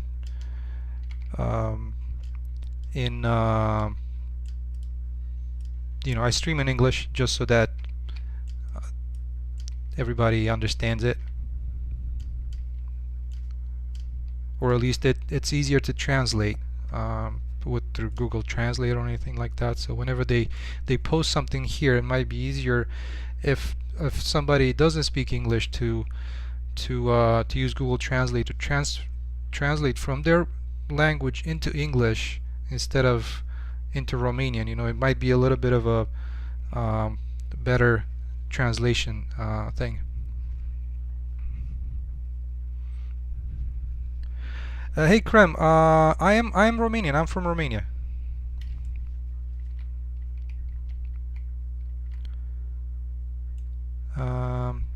Hey, spiritual MSG, welcome. Well, so hello, sir. I want to work with you. I'm from India now, game design student. Perfect. Well, well, at the moment, I'm not looking for help per se. If you're interested in any, if you have questions or anything like that, I can try and help you out, or like kind of try and answer your questions. I am not, I'm not a professional. I don't do this for my day job. This is just a hobby. So I literally started like everybody out there, from knowing nothing. But it's the thing about it is that it's really a passion for me. So if you're not in it, then it's gonna be pretty hard if you're thinking you're doing it for the money or like that kind of stuff, yeah, I'm not sure if how easy that's gonna work out. But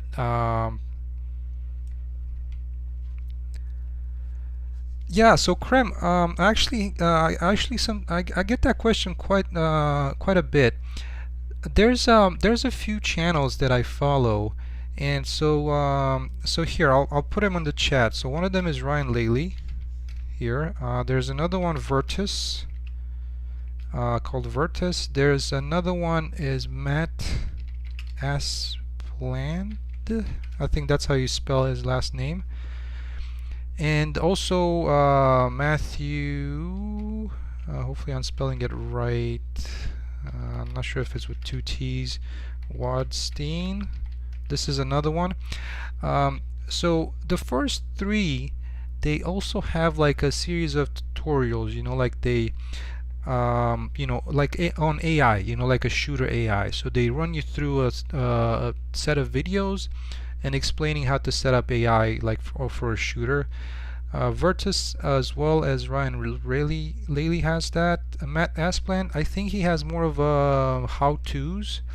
And Matthew Wadstein, he has a lot of videos on how a node works. Like for example, you have a blueprint. Like say, take for example, like I'm looking at my level blueprint here, right? So just to give you an example of what he does, and hopefully it's opening. Yeah, so you know, take for example, what does this node do? So that's Matthew Wadstein, Krem. And so what I would do is I would start with, you know, Ryan Laley or Virtus or Matt Asplan and go through some of the tutorial series, just to get you started, you know, kind of just to get a basic feeling for Unreal and how things work. They do everything in blueprints, so if you're not if you don't do C++ or something like that, it will be really easy for you to follow along. Some of the tutorials, of course, nowadays they're probably slightly outdated because they're in Unreal Engine 4, but even on my channel some of my tutorials are on Unreal Engine 4, but they still, you know, the same things still apply, so you should be able to follow along. But those are the people that I've learned from and that I'm looking at for whenever I have like questions, and especially like for example nowadays, since I'm getting a little bit more advanced with certain things, sometimes I do go to Matthew Wadstein's channel and kind of follow along if there's like a node that I'm trying to figure out how it works, and follow his things there. So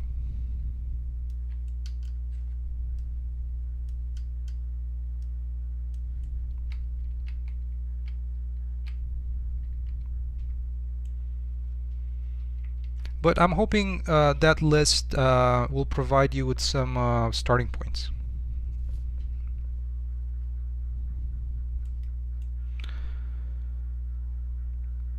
Oh, salut Miles.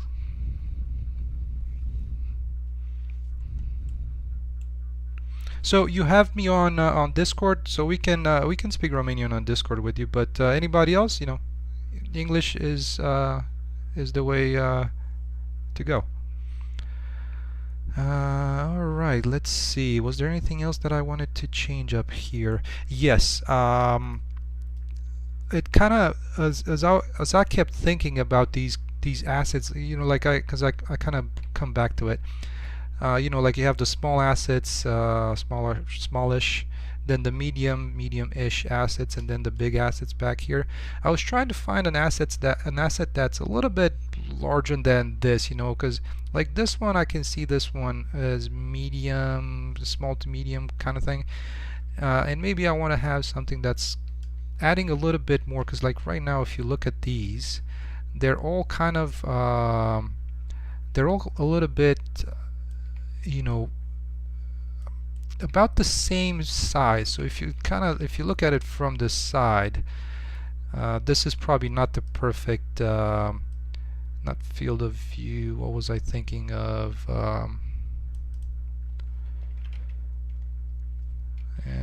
maybe let's go to 100.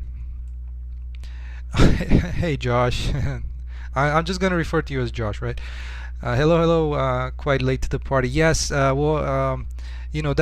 what happens when you're having fun. I was happy that we got to chat on Discord, and I'm about to end here. And if you guys are gonna be on Discord, we can chat some more on there. Without kind of doing anything, just chatting. And so kind of coming back to this. So if you look at it from the side, you'll see that these kind of have the same, they kind of follow a line. They're about the same size. So I want to throw something in here that's a little bit bigger than this, and I don't want to make this particular item bigger.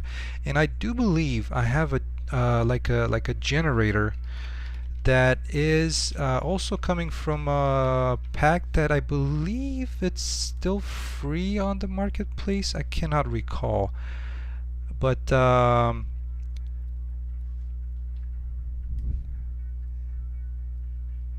this is what I was thinking of, and this can be made a little bit bigger easily, and I'm gonna try and replace this generator here with this particular one.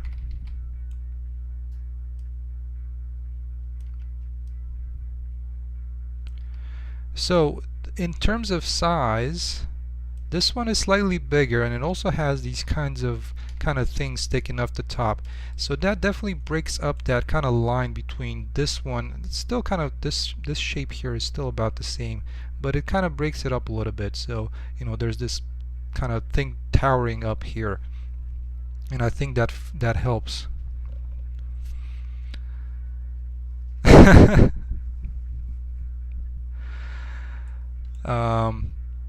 Yeah. So that's what I wanted to add here towards the end. It was something that kind of stuck in my head, and also the other thing, it can be something like this, just kind of a cover for things. It might be boxes. In this case, I believe it was for like a generator. So it's for this guy here, which is an interactable item that you'll find in the world, and I can like try and place this somewhere around here, and this is also gonna help with breaking up some of that, kind of adding a little bit of scale along here. If I can place them, I should have placed them together, but yeah, like kind of adding this one.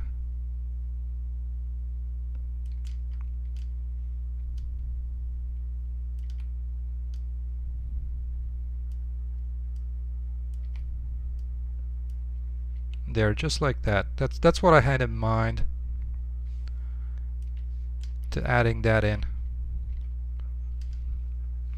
So yeah, there we go.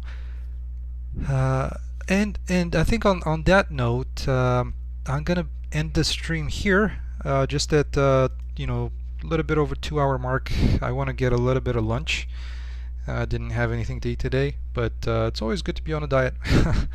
So thank you everybody so much for stopping by. I hope that was something interesting to see. If you got to find something, to learn something new, even better.